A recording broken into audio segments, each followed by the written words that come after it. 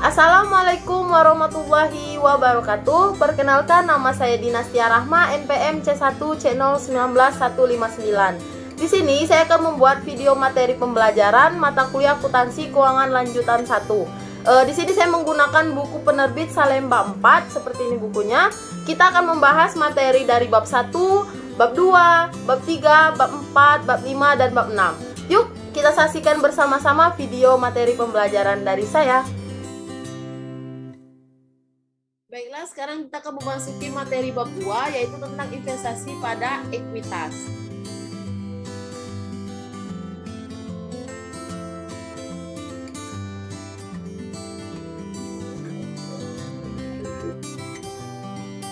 Karakteristik investasi pada instrumen ekuitas, definisi instrumen ekuitas dan investasi pada instrumen ekuitas menurut PSAK 50. Instrumen keuangan, penyajian instrumen ekuitas adalah setiap kontrak yang memberikan hak residual atas aset suatu entitas setelah dikurangi dengan seluruh liabilitasnya. Pada perseroan terbatas, hak residual ini terdapat pada saham, sehingga instrumen ekuitas yang akan dibahas pada bab ini dan bab selanjutnya adalah saham biasa. Investasi pada instrumen ekuitas mencerminkan kepemilikan atas saham yang diterbitkan oleh entitas lain. Pada PSAK 50 dinyatakan bahwa investasi pada instrumen ekuitasnya diterbitkan entitas lain memenuhi definisi instrumen keuangan, yaitu aset keuangan. Pihak yang memperoleh kepemilikan saham disebut investor, sedangkan pihak yang melibatkan saham disebut dengan investee. Bab ini dibahas di perlakuan akuntansi atas investor. Karakteristik saham menurut Undang-Undang Nomor 40 Tahun 2007 tentang perseroan terbatas, yaitu saham memberikan hak kepada pemiliknya untuk pertama yang menghadiri dan mengeluarkan suara dalam rapat umum pemegang saham atau RUPS. Yang kedua itu menerima pembayaran dividen dan sisa kekayaan hasil likuidasi, dan yang ketiga menjalankan hak lain berdasarkan undang-undang ini. Instrumen keuangan berhubungan dengan suatu kontrak. Kontrak melibatkan minimal 2 orang. Kontrak memiliki konsekuensi, misal untuk peningkatan aset atau juga malah memiliki kewajiban yang berupa liabilitas. Ekuitas lainnya, contoh aset keuangan yaitu kas, contoh kas yang disimpan dalam rekening bank. Saldo kompensasi yang paling rendah ialah Bank BRI, sedangkan yang paling tinggi ialah Bank BCA dan Bank Mandiri. Giro ataupun kas di bank merupakan aset keuangan. Dalam hal lain, faktur penjualan ialah suatu kontrak antara penjual dan pembeli. Nah, sekarang kita akan membahas tentang aset keuangan. Secara umum, jenis aset keuangan terbagi menjadi 3, yaitu aset lancar, investasi, jangka panjang, dan ekuitas. Yang pertama itu ada aset lancar. Aset lancar merupakan aset yang berbentuk uang tunai dan saldo rekening giro pada bank. Juga kekayaan lainnya yang bisa ditukarkan menjadi uang tunai atau rekening giro atau dijual atau dihabiskan dalam satu operasi perusahaan. Jangka waktu untuk aset lancar biasanya jangka pendek sekitar 1 tahun atau 1 siklus periode perusahaan.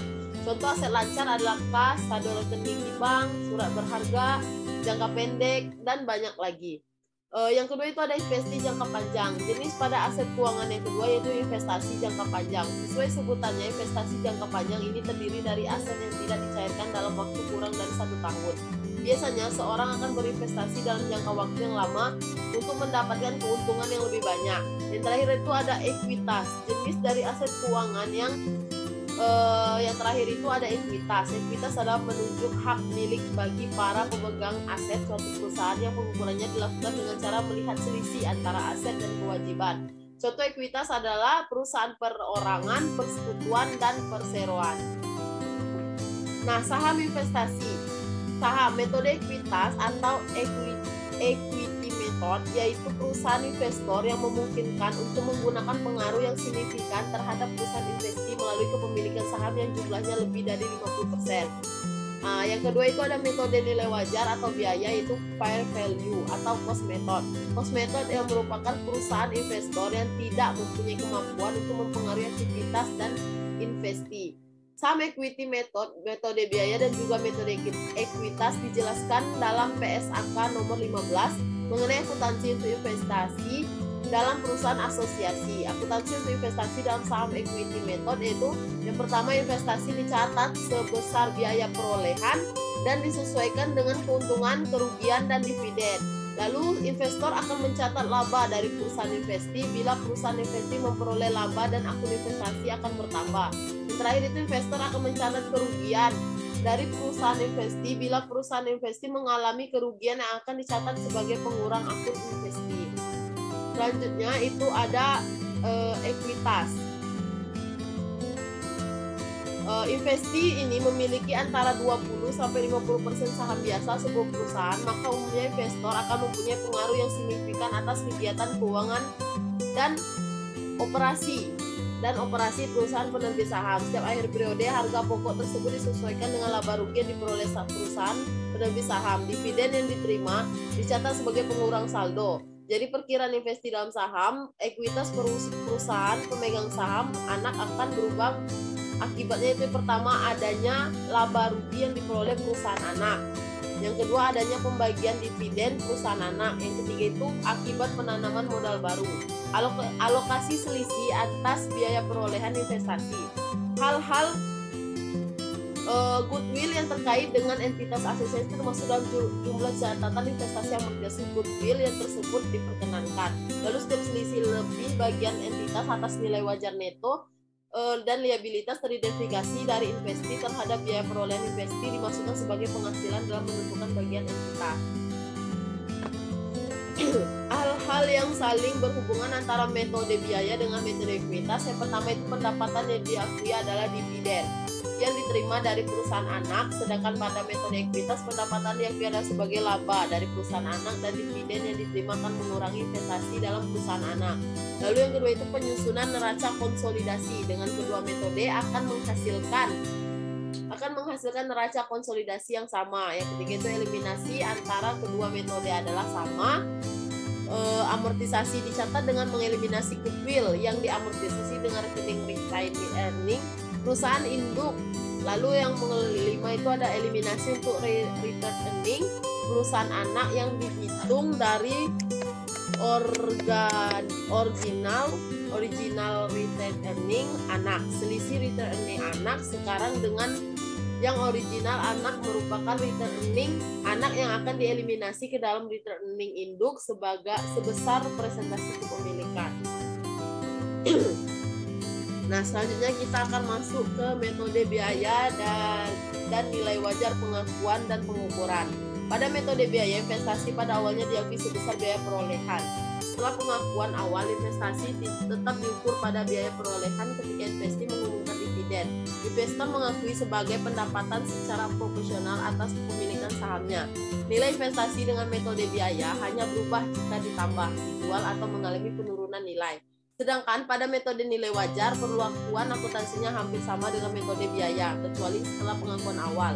Investasi diukur pada nilai wajar. Berikut ini ada contoh pengilustrasinya. Akan saya bacakan. Pada tanggal 10 Januari 2015, investor A memiliki investasi sebesar 20% atas saham beredar.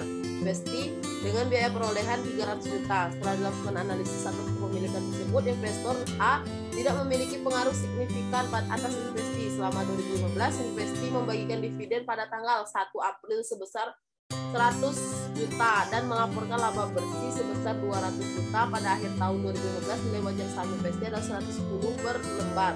Jumlah saham beredar investi selama tahun 2015 adalah 15 juta lembar. Jadi kita pertama mencatat perolehan awal investasi, di mana jumlah pertama itu pada tanggal 10 Januari 2015 investasi pertama sebesar 300 juta, pada kas di kredit 300 juta. Yang kedua itu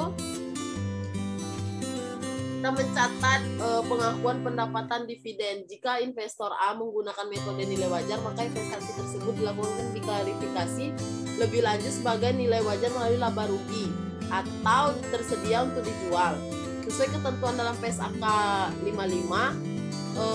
Jadi kita akan membuat jurnal pada 1 April 2015 itu piutang dividen di debit sebesar 20 juta.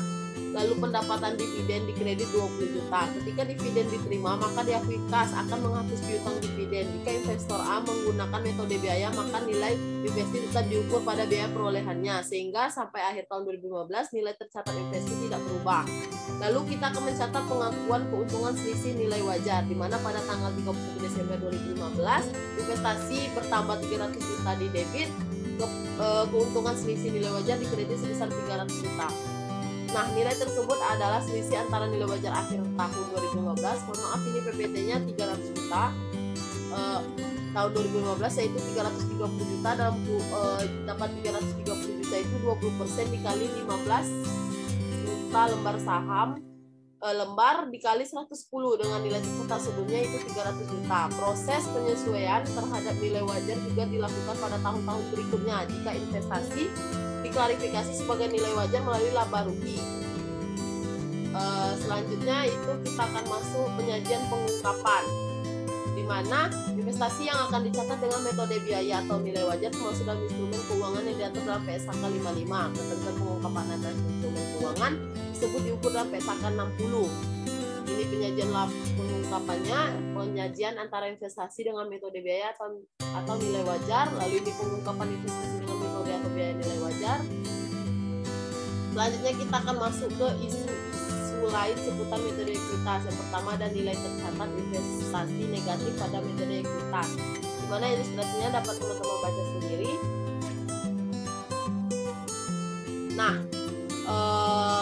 kita pertama pada 1 April 2015 mencatat pengakuan piutang atas pengumuman dividen, di mana pengakuan bagian rugi bersih entitas asosiasi mengakibatkan menurunnya nilai tercatat investasinya sebesar 180 juta.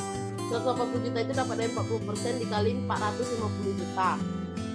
Namun nilai tercatat investasi terkini adalah 160 juta. 160 juta didapati dari 200 juta dikurangi 40 juta. Sehingga investor D hanya bisa mengurangi nilai tercatat investasinya sebesar 160 juta sampai dengan menjadi 0 dan sisanya 20 juta dicadangkan. Jurnalnya maka yang jurnal terakhir itu 31 Desember 2015 mencatat pengakuan bagian rugi entitas asosiasi, di mana bagian laba atas entitas asosiasi sebesar di debit 160 juta, investasi pada entitas asosiasi di kredit 160 juta. Nah, yang terakhir itu kita membahas transaksi hulu dan hilir. Contoh transaksi hilir adalah penjualan aset dari entitas asosiasi kepada investor. Sedangkan contoh transaksi hulu adalah penjualan aset dari investor kepada entitas anaknya. Nah, itu saja penjelasan dari saya. Apabila saya ada salah, saya mohon ampun. Wabillahi taufiq wal hidayah. Wassalamualaikum warahmatullahi wabarakatuh.